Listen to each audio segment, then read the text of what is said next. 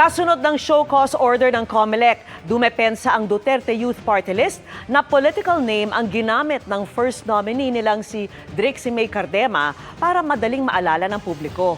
Pero git ng COMELEC, dapat pa ring ideklara ang tunay na pangalan ng isang kandidato sa Certificate of Candidacy, Nomination at Acceptance of Nomination. Nakatutok si Sandra Aguinaldo.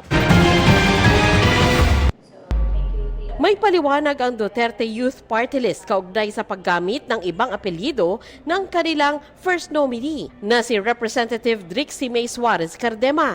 Ito ay matapos magpalabas ng show cause order ang COMELEC upang hinga ng paliwanag si Suarez Cardema. Matatandaang may ilang kumukwestiyon sa social media kung bakit Cardema ang kanyang apelyido sa kanyang Certificate of Candidacy, Certificate of Nomination at Certificate of Acceptance of Nomination.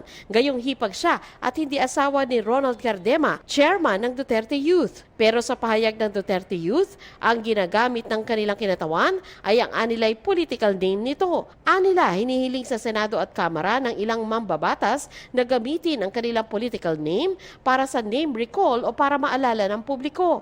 Ikinatwiran pa ng Duterte Youth na gumagamit din umano ng ibang pangalan o kaya'y apelido ang ibang mambabatas. Kung national concern daw ang issue, dapat ay magpadala ng show cause order ang COMELEC, hindi lang sa kanila kundi sa lahat ng mambabatas na gumagamit ng political name.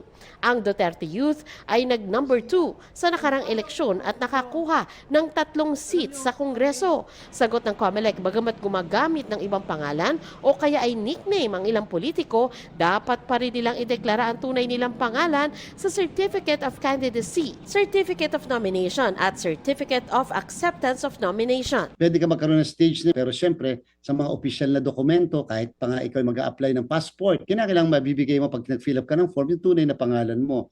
Sa Certificate of Acceptance of Nomination ni Suarez, nakasulat na last name niya ang Cardema at middle name ang Suarez. Wala namang tanong sa COC kaugnay sa palayaw na nais gamitin ng isang nais kumandidato. Pero magiging katanungan dyan, kung ang isang tao ba ay nagbago ng kanyang pangalan sa kanyang Certificate of Candidacy, yung ba ay pwede? Yung ba ipapayagan sa COC o ano ba talaga ang nakalagay na mandato na dapat nakalagay doon sa Certificate of Candidacy?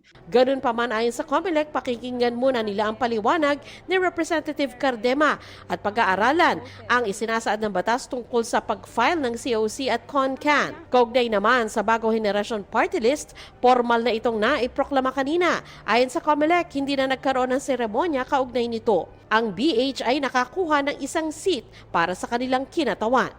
Para sa GMA Integrated News, Sandra Aguinaldo, nakatutok 24 oras.